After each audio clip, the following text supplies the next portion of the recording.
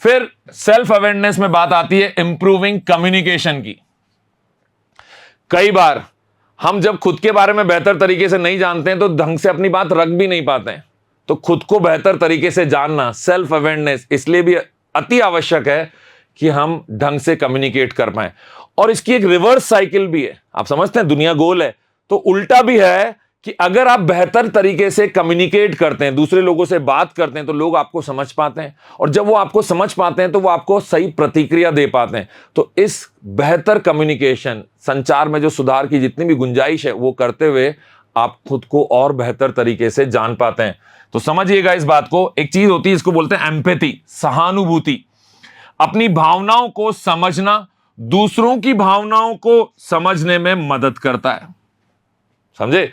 मैंने आपको पहले ही कहा था, जो खुद को ही नहीं समझता वो दूसरों को कैसे समझेगा। और जबकि आमतौर पर ऐसा होता है, लोग दूसरों को ज्यादा समझने का प्रयास करते हैं, खुद को इतनी प्राथमिकता ही नहीं देते।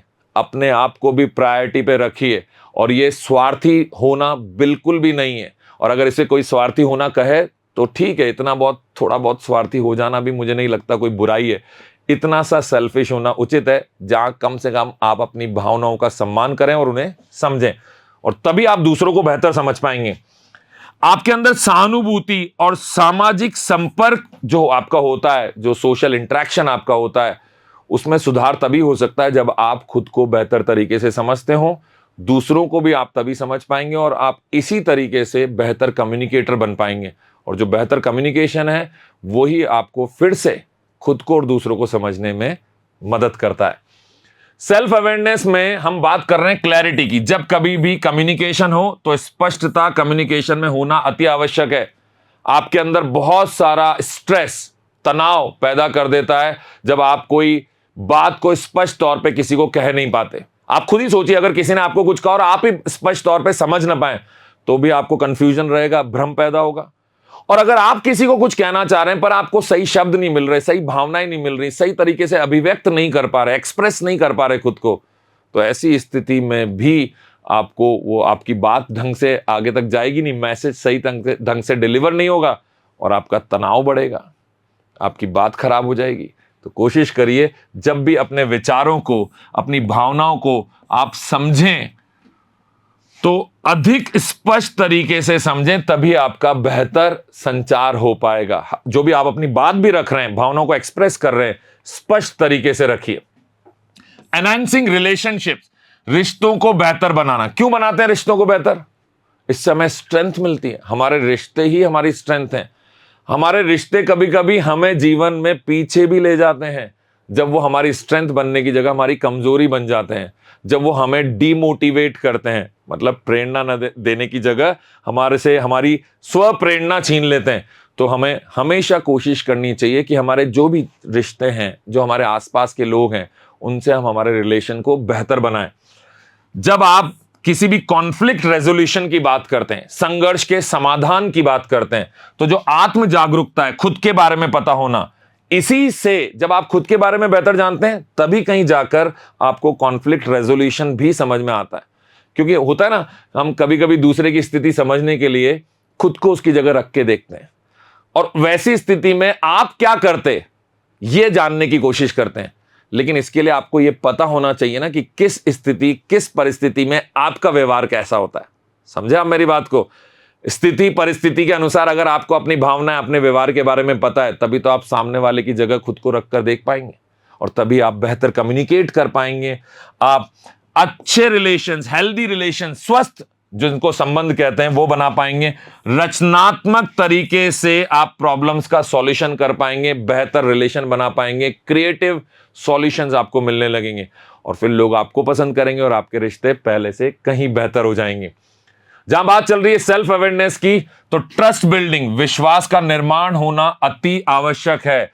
तो आपके पास जितनी भी बातें हैं, जो भी कम्युनिकेशन है, जो भी भावनाएं हैं, इनमें एक सुसंगतता होनी अति आवश्यकता है। मतलब इसमें कंसिस्टेंसी होनी चाहिए, जो आपके दूसरों के साथ विश्वास को बनाता है, बढ़ाता है। आपकी बात प्रामाणिक होनी चाहिए, ऑथेंटिक होनी चाहिए। अगर आप लोगों से झूठ बोलेंगे, उन्हें गोलमोल बातें बताएंगे, आधी अधूरी सुनी सुनाई बातें अगर आप लोगों से करेंगे, तो जब आपकी बात को वो परखेंगे कहीं पे और उसे गलत पाएंगे, तो आपके साथ उनका रिलेशन मजबूत होने की जगह कमजोर होगा, उनका विश्वास आपके ऊपर कम होगा। और बेहतर जीवन जीना चाहते हैं तो जिन भी 4 लोगों के साथ आप इंटरेक्ट कर रहे हैं, बातचीत करते हैं, मिलते हैं, समय बिताते हैं, उन 4 रिश्तों में 40 भी हो सकते हैं, लेकिन उनमें विश्वास का होना अति आवश्यक है। और ये सब तभी हो सकता है जब आप खुद को बेहतर तरीके से जानते हो, जब आपको ये पता हो कि आप झूठ नहीं बोलते हैं, या अगर आप कोई बात में कम जानकारी रखते हैं, ऐसी स्थिति आप जानते हो कि मुझे इस टॉपिक पे, इस सब्जेक्ट पे, इस विषय पे मुझे ज्यादा जानकारी नहीं है, ये खुद के बारे में सेल्फ अवेयरनेस आपको होनी चाहिए। और इसी कारण से मैं जब बात होगी तो कम बोलूंगा, सुनूंगा, ज्यादा चुप रहूंगा। अगर आप ये कर पाए तो आप देखिए, आप लोग आप पे विश्वास करेंगे, वो ये समझ जाएंगे कि भले आपको इस विषय पे ज्ञान नहीं है, पर आप फालतू बात नहीं करते हैं, गलत बात नहीं करते हैं, भ्रमित नहीं करते हैं लोगों को। विश्वास बढ़ेगा कि नहीं? तो कोशिश करिए कि आप बेहतर तरीके से खुद को जानते रहें, ताकि आपके रिश्ते भी अच्छे हों, लोग आप पर विश्वास भी करें। प्रमोटिंग पर्सनल ग्रोथ, ये मैं इस पे बड़ा विश्वास करता हूं। अपने व्यक्तिगत विकास को आपको हमेशा बढ़ावा देना चाहिए, आपकी प्राथमिकता होनी चाहिए व्यक्तिगत विकास। निरंतर सीखिए। कब पॉसिबल है ये? जब आप लगातार कॉन्टिन्यूअस लर्निंग करें। अगर मैं ये मान लूं कि जितना भी मैंने आज तक सीखा, इस उम्र तक जो भी मुझे ज्ञान प्राप्त हुआ, ये सर्वश्रेष्ठ है, इससे बेहतर कुछ नहीं है, तो इसका मतलब अब आगे जीवन में मेरी तरक्की रुक गई, मेरी जो प्रगति थी वो रुक गई, क्योंकि मैंने खुद को सर्वश्रेष्ठ मान लिया और इससे जितना मुझे मिलना था वो मुझे मिल रहा है। अगर मैं निरंतर सीखता रहूंगा तो फिर मेरे आगे प्रगति करने के रास्ते भी खुलते चले जाएंगे, वो प्रशस्त हो जाएंगे सारे मार्ग। तो प्रतिक्रिया के लिए हमेशा खुले रहिए, फीडबैक के लिए हमेशा खुले रहिए। लोग आपको फीडबैक देंगे, कभी नेगेटिव भी देंगे, नकारात्मक भी प्रतिक्रिया आएगी, स्वीकारिए उसको, उस पर आत्मचिंतन करिए, गहरा मंथन करिए, सोचिए क्या ये बात सही है। कॉन्फिडेंस मत गिरने दीजिए, लेकिन सोचिए, लॉजिकली सोचिए, उसके हर पहलू पे गहराई से सोचिए कि किसी ने ये बात कही है, क्या ये बात सही है? अगर सही है तो मुझे सुधार लेनी चाहिए।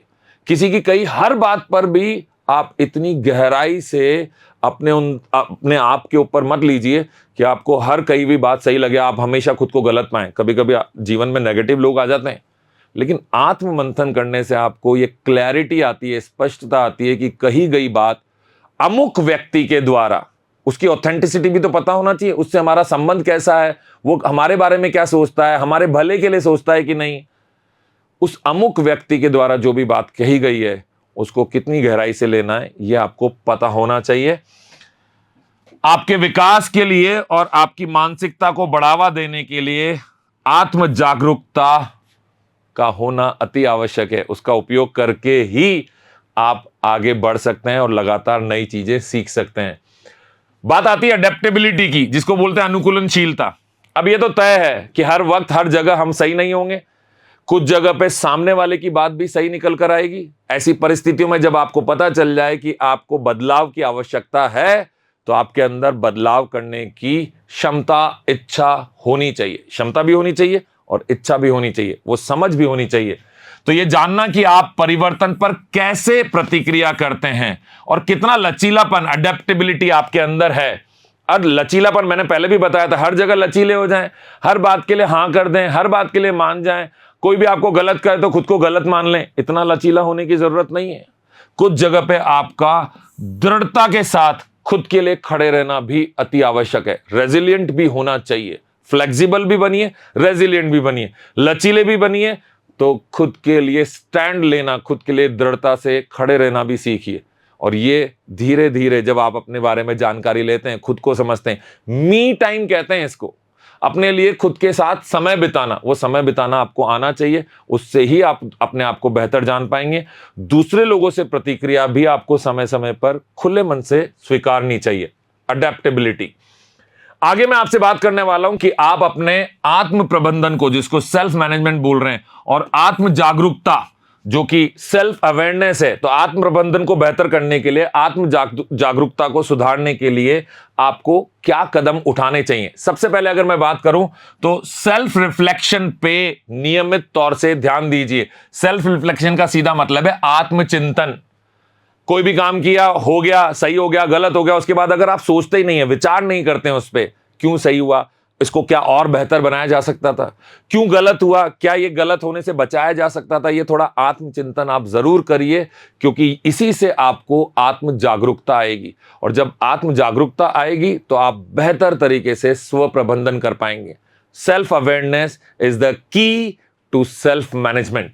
अपनी भावनाओं, विचारों और व्यवहारों को ट्रैक करने के लिए एक जर्नल रखें, लिखने की कोशिश करिए। आपको लगता है कि आप इतना नहीं लिख सकते हैं, या आप कहीं लिखेंगे कहीं दूसरे लोग पढ़ लें, तो कुछ पॉइंटर्स में लिखिए। रोज की एक छोटी सी डायरी बनाइए, जिससे आप अपनी भावनाओं को, अपने विचारों को, और उनके अनुसार जो आपके व्यवहार होते हैं, जो भी आपका कहते हैं ना कि आपका एक बातचीत करने का तरीका, आपका अपनी प्रतिक्रिया देने का तरीका, आपका खुश होने या उदास होने का जो एक मूल भाव है, वो कब आता है, जब आप अपनी भावनाओं और विचारों को समझ पाते हैं, उन्हीं के अनुसार आपका व्यवहार होता है। तो इसे ट्रैक करने की कोशिश करिए, इस पर नजर रखिए, इसको समझने का प्रयास करिए। सेल्फ रिफ्लेक्शन बोलेंगे इसको। फिर महत्वपूर्ण घटनाओं पर विचार करिए और उनसे आपने क्या सीखा। देखिए, गलती करना कहीं गलत नहीं है, मैं दोहराता हूं, गलती करना कहीं भी गलत नहीं है। गलत है तो उस गलती को बार बार दोहराना। आप अगर सेम मिस्टेक रिपीट कर रहे हैं, उसी गलती को बार बार दोहरा रहे हैं, तो आप बहुत बड़ी गलती कर रहे हैं। आपसे कोई गलती हो गई, सबसे होती है, बड़ी बड़ी कंपनीज से होती है, बड़े बड़े लोगों से होती है, बड़े बड़े ऑफिसर्स से होती है, आपके टीचर्स से होती है, आपके माता पिता से होती है, आपके बच्चों से होती है। गलती किससे नहीं होती है? लेकिन वही गलती अगर कोई बार बार कर रहा है, इसका मतलब वो सुधार नहीं करना चाहता, इसका मतलब वो सुधार के लिए प्रयास नहीं कर रहा है, इसका मतलब वो खुद के बारे में शायद उतना जागरूक नहीं है, और इसी वजह से वो अपने अंदर कुछ बेहतर बनाने से चूक रहा है। समझ गया मेरी बात को? तो गलती होने दीजिए, लेकिन आपने उससे क्या सीखा? जो भी महत्वपूर्ण घटनाएं आपके जीवन में घटित हुई, इनसे आपने क्या लर्निंग्स ली, क्या सीखा, ये बड़ा जरूरी है जानना। तो समय समय पे इस बारे में आत्मचिंतन करते रहिए। फिर बात आती है माइंडफुलनेस प्रैक्टिसेस, सचेतन अभ्यास। मतलब पूरी तरीके से जागृत अवस्था में, पूरे मन से, पूरे फोकस के साथ प्रैक्टिस करिए। किन चीजों की प्रैक्टिस करनी है?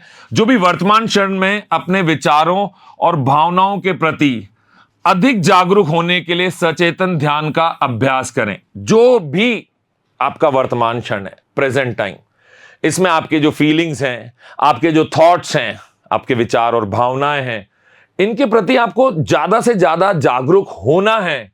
यह प्रैक्टिस करिए, इस बारे में सोचिए, मन को समझाइए कि मुझे करना है, मुझे खुद के बारे में बेहतर तरीके से जानना है, खुद को जानना है, खुद को सुधारना है, खुद को और बेहतर तरीके से समझना है। मेरी स्ट्रेंथ क्या है, मेरी वीकनेस क्या है, मैं कहां ट्रिगर हो जाता हूं, कहां मुझे गुस्सा आता है, कहां मैं मोटिवेटेड फील करता हूं, मैं किस तरीके से मोटिवेटेड होता हूं। प्रेजेंट टाइम में हर दिन, हर क्षण आपको जब भी मौका मिलता है, यह जानने का प्रयास करना है कि कैसी बातें हैं सचेतन तरीके से, और जो आपको बेहतर बनाने के लिए काम करती हैं, जो आपको परेशान करती हैं, और जो बेहतर बनाती हैं, उनके लिए अभ्यास करिए, उनको जानने के लिए अभ्यास करते चले जाइए।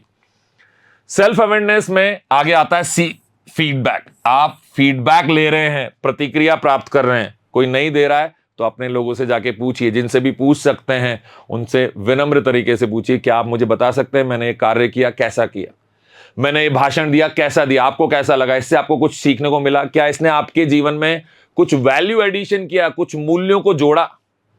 ये आप फीडबैक लेंगे, और ऐसे में आपको नेगेटिव फीडबैक मिले तो मैंने आपको बोला है, नकारात्मक प्रतिक्रिया को भी सकारात्मक तरीके से लेना है, क्योंकि वो आपको बेहतर बनाने का मौका देती हैं। अपने व्यवहार और कार्यों पर बाहरी दृष्टिकोण को प्राप्त करना, इसी को कहते हैं प्रतिक्रिया लेना।